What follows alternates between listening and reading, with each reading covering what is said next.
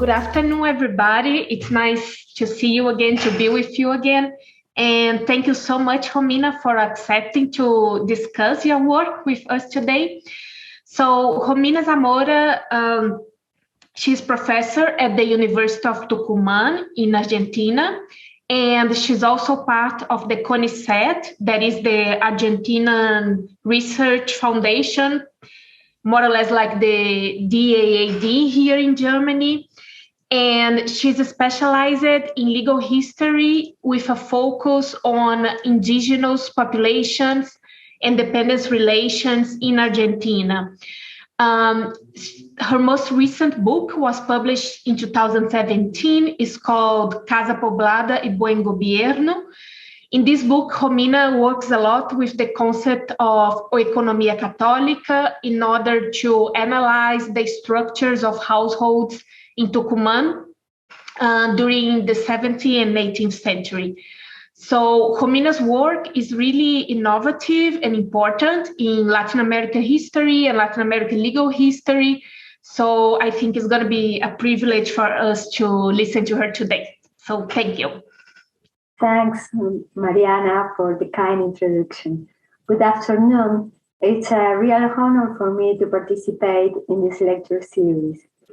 First of all, I would like to thank Mariana Armon Diaz-Paez for the invitation and Jan Hover for all his work. In this talk, I will focus mainly on 3 points. The first is the conceptual distinction between indigenous slavery and servitude. It is essential to distinguish these 2 forms of interethnic asymmetrical dependency relationships, since the former was prohibited or limited by the Catholic king, the Catholic queen, in fact, from the beginning of the 16th century. At the same time, the latter was consolidated and persisted until the 20th century. The second point is precisely the confirmation of indigenous servitude in colonial Spanish Latin American households and farms as an oeconomical way of life. I will be delighted to talk about oeconomica as the key of the authority the Spaniards exercise over their subordinates. Similarly, I would like to talk about the institution of the encomienda proposed by the Crown of Castile and the problems that it entailed related to personal servitude. This last subject has been extensively studied by great scholars, which we will discuss in a few minutes. I hypothesize that, contrary to its purpose, the encomienda contributes to becoming the indigenous populations into servants to the Spaniards. Finally, I will try to relate this talk to others given in this same Joseph C. Miller Memorial Lecture, to refer to the similarities with their analysis on the construction of asymmetrical dependency in other places, and to relate it to the other lectures on Latin America. I am grateful and indebted to the scholars who came before me because they helped me to think. Most of the things they talk about will not be covered because they are beyond my expertise, and I apologize for my lack of knowledge. Now, if you allow me, I will share my screen. Watching the lecture of Daniel Padilla Peralta, referring postcolonial studies, we were thinking on Gayatri Chakraborty's Spivak's essay, Can the Subaltern Speak, in this framework of postcolonial studies. It is essential to be clear that there are different forms of subalternity, depending on many features. This makes the mechanism of subjugation often invisible to the eyes of researchers, especially about colonial women's subaltern situation. At the same time, it can be contrasted with the capacity for the agency of some individualized indigenous people, as we can see in José de la Puente Luna's book.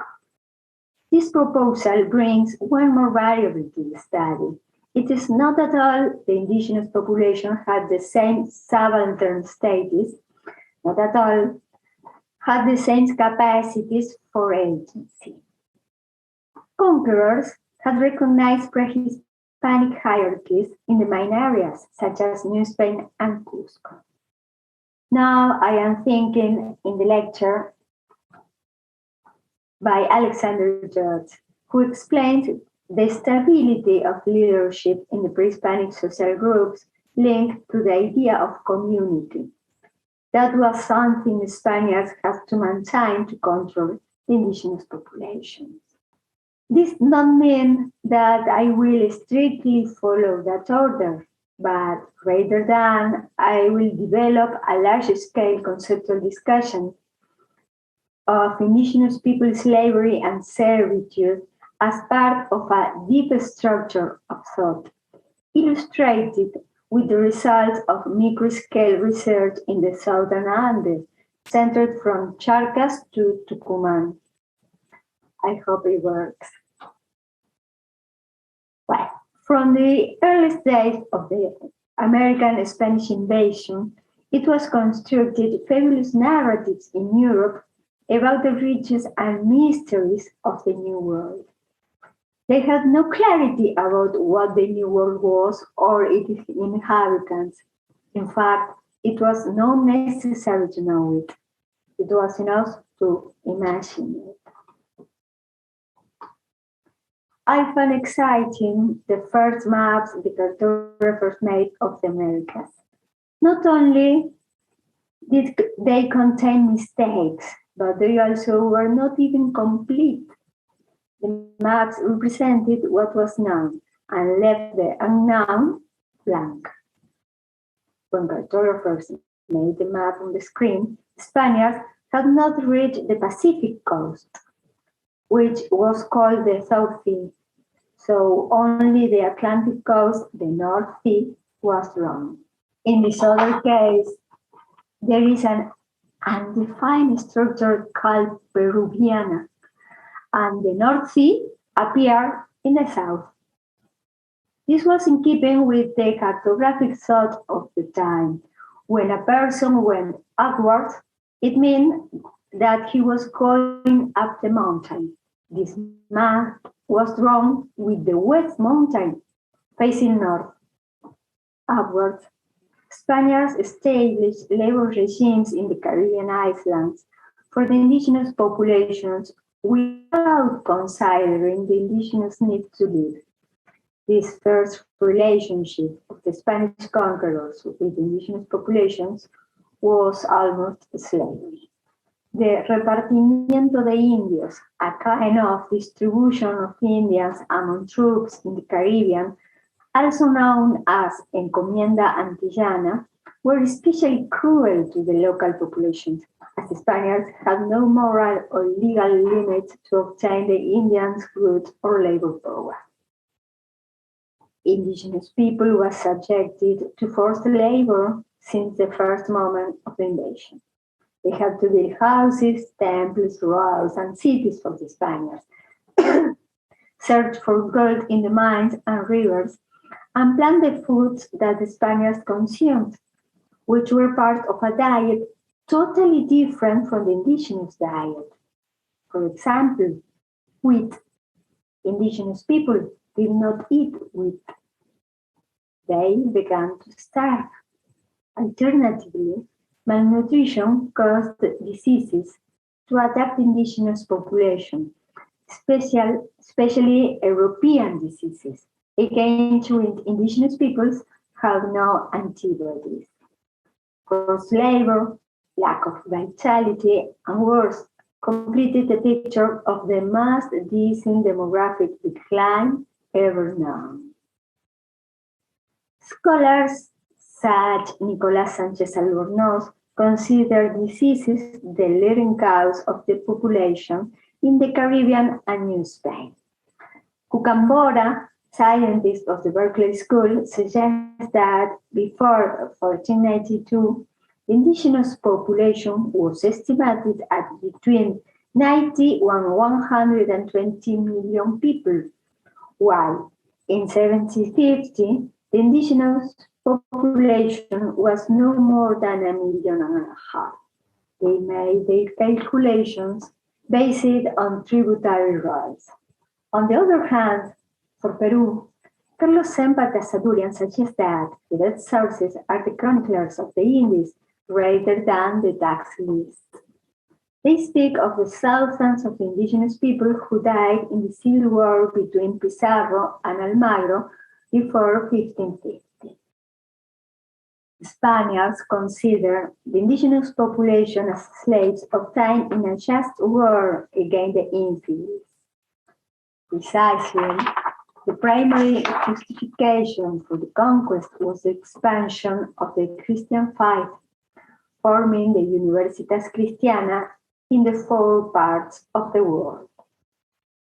We could say it was a policy similar to that applied in the East, as seen in the lecture by Nabil Matar. He shows how non-Christians were considered potential enslaved. Furthermore, the native population that converted to Christianity continued to be considered enslaved population. The expansion of the Christian faith was a more medieval than modern reason, although it is undeniable that European global expansion changed the world.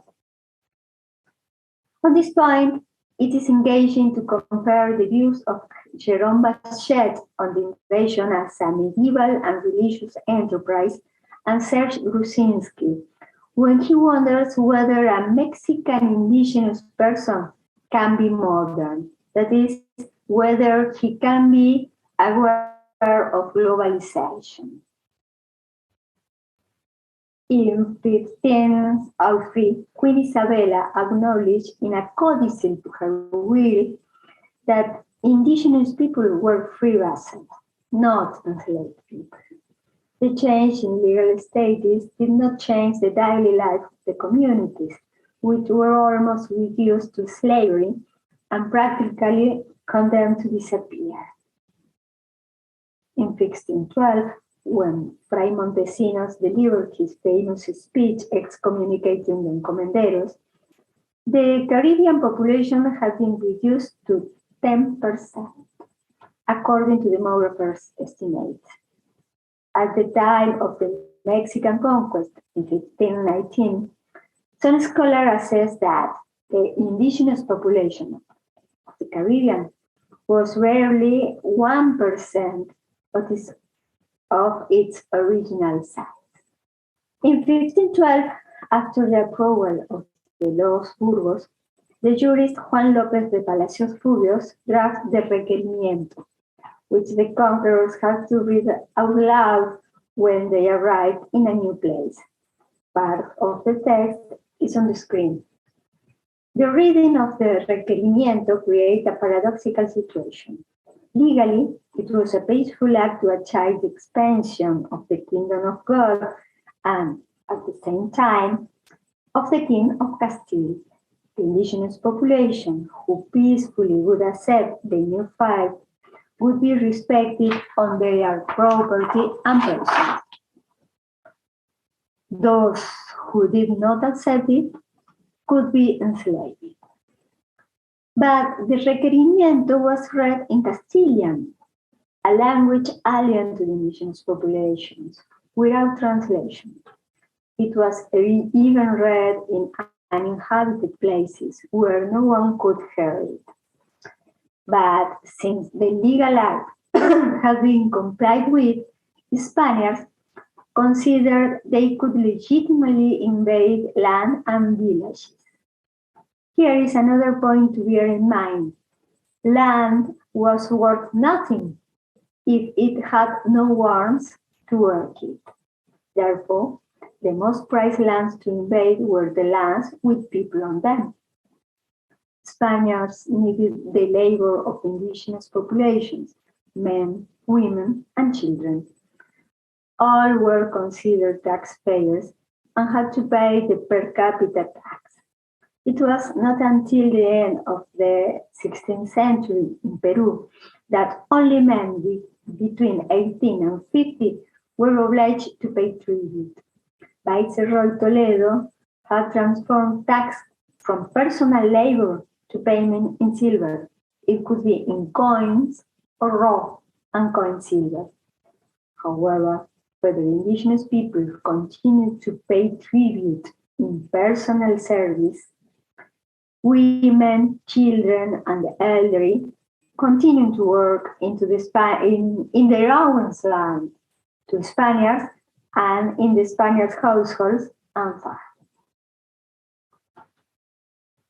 Until the 17th century, an understanding of Latin American government has been built around the division between a republic of Spaniards and a republic of Indians as two distinct and separate worlds. This path of understanding cast a shadow over the deep relation of asymmetric dependency between the different ethnic groups, mainly Spaniards and indigenous populations. However, neither did it help to understand the place of free blacks, miscegenated, mulattoes, and Chinese people in Latin American colonial history. These relations were closer than the Council of the Indies or the Crown envisaged for the low-status people who depend on the Spaniards within the framework of domestic relations. It was a servitude under the authority of the father, who was also the master. This relation could be called Catholic or economic. Let us now see how I arrived at this hypothesis. The goal of the Encomienda de Indios was their evangelization. Through it, the crown tried to maintain their freedom of the Indians. Progressively, the king and the council of theologians were structured in it, but they faced the paradoxical situation that Christian freedom was equivalent to servitude to the indigenous people. However, in 1609, Fray Miguel de Tucumán concluded that Christian servitude was preferable to the freedom of the devil, which actually made them servants.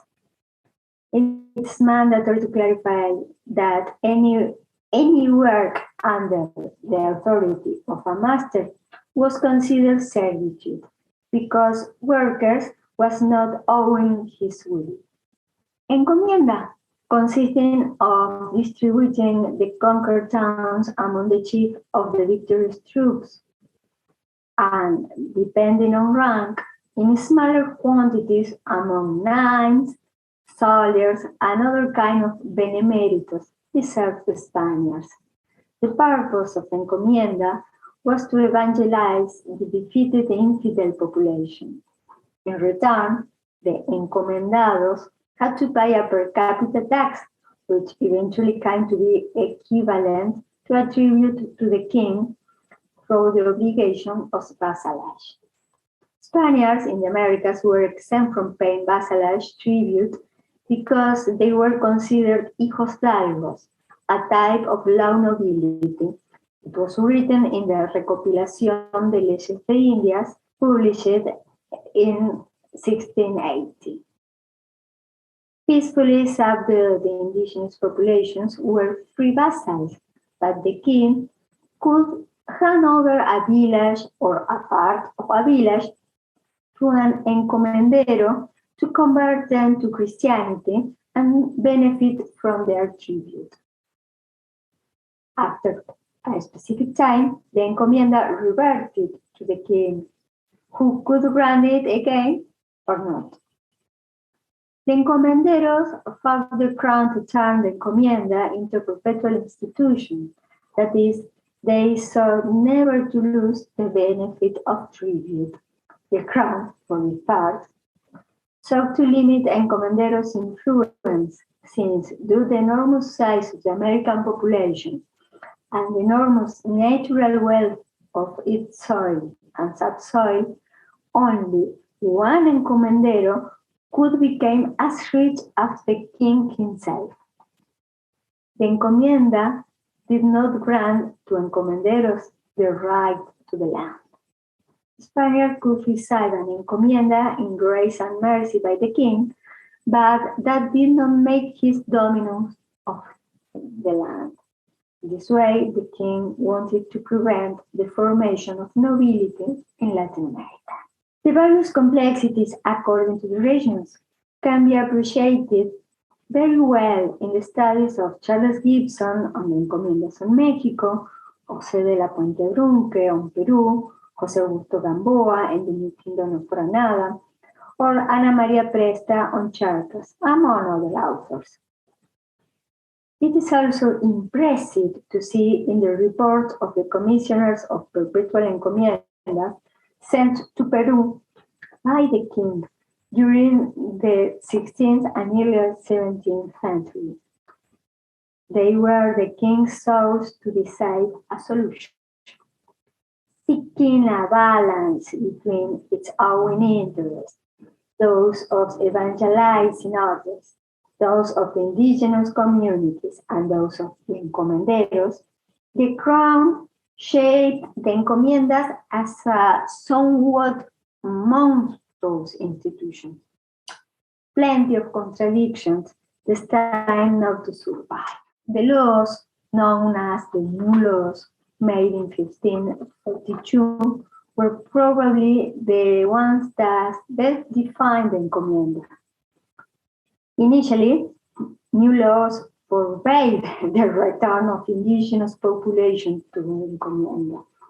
However, under pressure from the encomenderos, the king allowed them to be granted for 2 lifetimes, one for the encomendero and one for his son.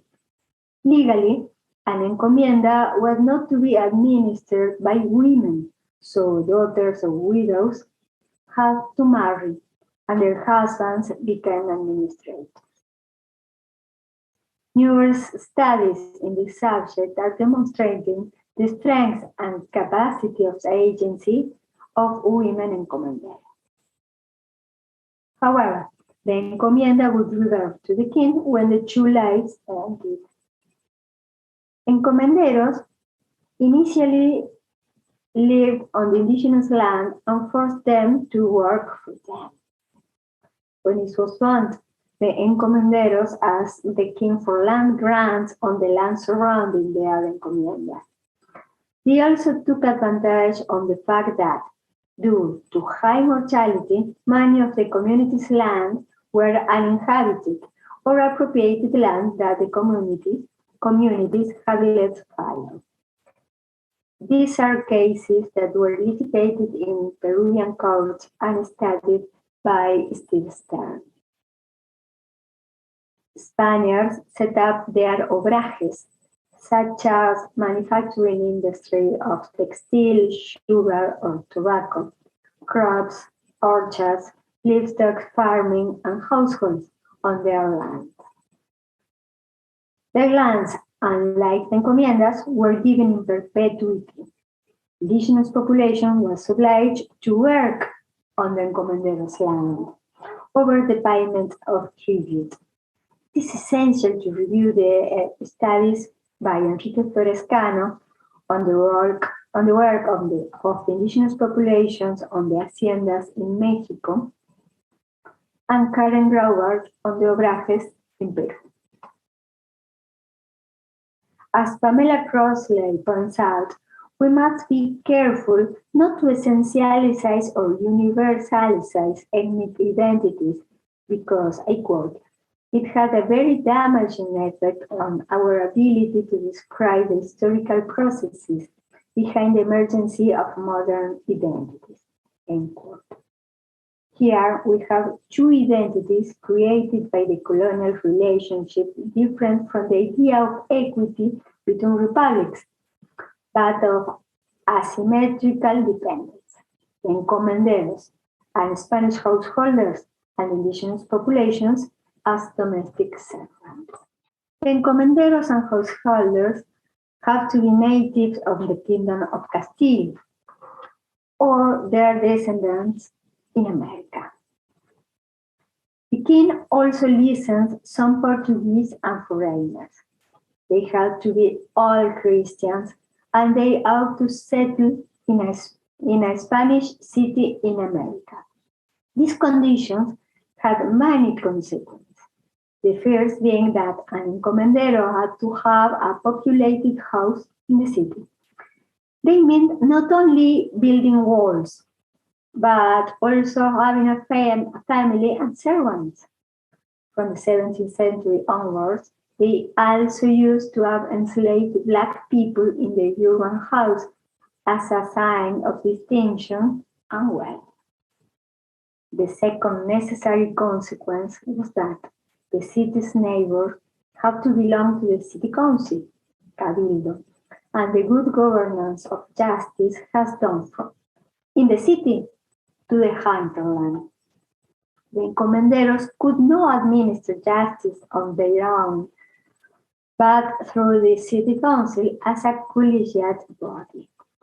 For various reasons, encomenderos became less and less undesirable to the crown, so that at different times in the 17th century, until around 1600 in Mexico and 1650 in Peru, encomiendas ceased to be granted in the Central Andean and Mesoamerican regions, surviving only in smaller marginal areas such as Nueva Granada or Tucumán. As the encomiendas became less critical, the haciendas gained prominence as production units. Thus, tax paid by Indians had separated from the use of their labor force, the former remaining in the hands of the king and the latter in those of the hacienda owners. Although Indian groups were no longer given encomiendas, the indigenous populations continued to pay tribute to the king, which, after the disappearance of the encomendero, was collected by the corregidor, who was equivalent of the governor, but in relation to the indigenous peoples. This is my favorite map.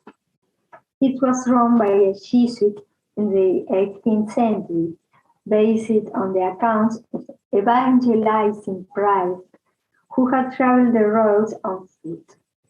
In the red circle is the region I have quoted. There are many, very many scholars working to unravel the colonial history of that region. Here I show just a crowd of the thinkers, men and women who are studying Tucumán or Charta.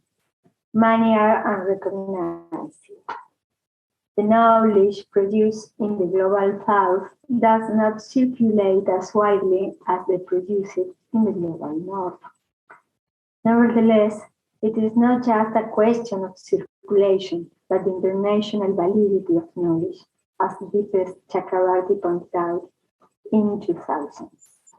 Deepesh Chakrabarty and Gayatri Chakraborty, whom I quote at the beginning, have very similar surnames, but are two different people, but both belong to the same way of post-colonial studies. Fortunately, some things are changing, and the participation of scholars from the Global South in this lecture series is proof of that. It must be recognized and valued in its significance. Well, returning to our subject, the ancient colonial scholars and jurists who elaborated theories on colonial government in Latin America, especially in the southern Andean region, such as Juan de Matienzo, a member of the Royal Audience of Charcas in the 16th century, Fray Miguel de Ajía, or the famous jurist Juan Solórzano Pereira in the 17th century, argued that the task of governing the household was equivalent to that of governing the republic. However, they also managed the separation within a republic of Spaniards and a republic Indians when the separation did not exist. Jurists who lived in Latin American lands and knew their problems firsthand agreed it was a mistake to keep talking about two republics because both Spaniards and Indians formed a single hierarchical republic ordered body. This work clearly represents an asymmetrical relationship of dependence in the deep structure of thought during modern centuries. In order to establish harmony in the mystical body of the Republic of the Indies, it was necessary for someone to serve and for others to rule. Fray Miguel de Ajía considered that, I quote, a republic needs to have different states of persons. We can find workers within the households grouped under the generic denomination of servants. Many of them were indigenous men and women who belonged to their community, but were obliged to perform forced labor shifts called mica. Others lived permanently in Spanish households. The Latin American hacienda needed to include the enslaved, miscegenated, and indigenous populations' labor force into the households and the land. That means developing different forms of incorporation. This situation gives rise to different kinds of subordinations. Many workers lived on the land of the hacienda. They included indigenous people separated from their communities, known as llanaconas españoles, or agregados a la tierra, aggregate to land.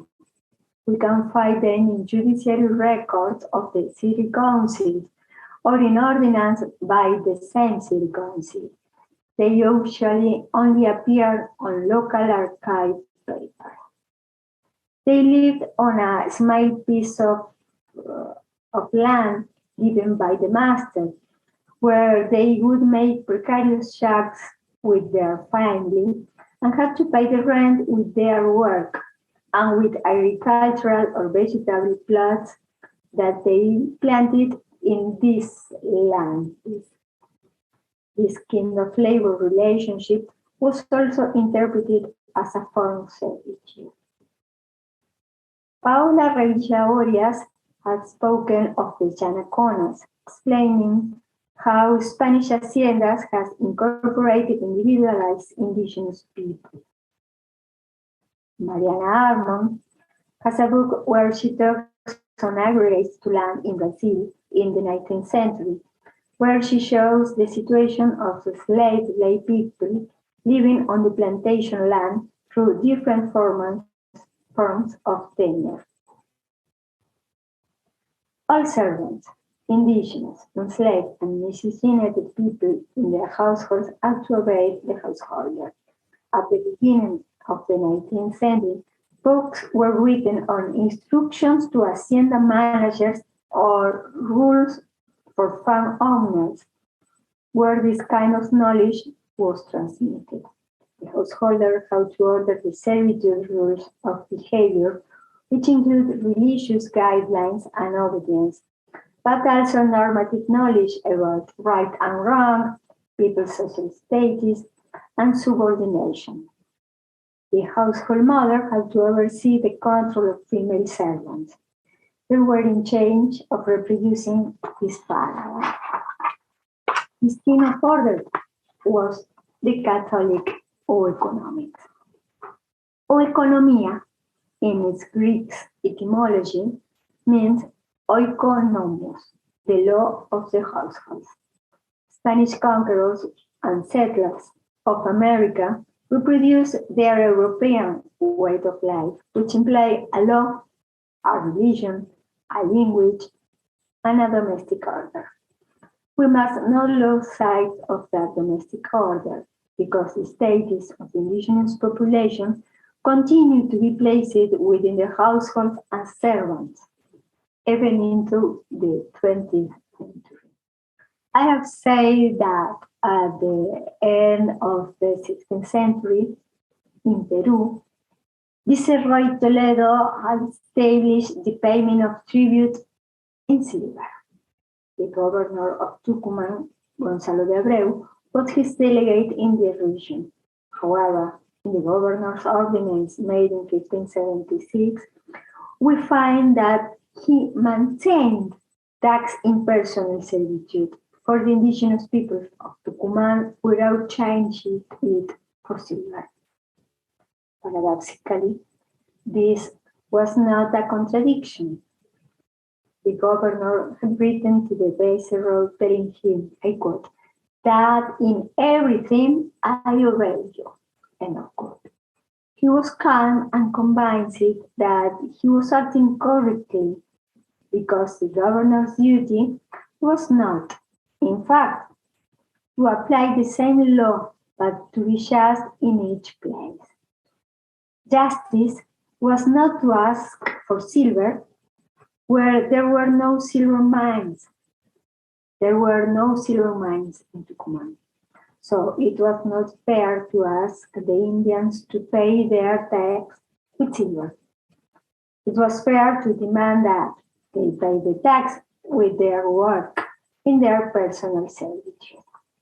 For the indigenous colonial history of Tucumán, Ana Maria Lorandi proposed the theory of personal servitude as a destructive agent of the indigenous communities. It was so for two reasons. On the one hand, indigenous people who went to urban households and haciendas as servants did not usually return to the community. They could stay at Spaniard space as agregados a la tierra or as domestic urban servants. They also become outsiders and wander the region looking for a place to live seasonally. This occurred throughout the region between Charcas and Tucumán, where the indigenous population had been forced to abandon their original lands and form Indian towns that were easy for the Spaniards to control. Extravagantes is what Laura Escobar calls them in Charcas. Extravagantes in Latin etymology means too much wandering. They were called living everywhere in Tucumán, living everywhere. Nobody knew where they lived, but they were in everywhere.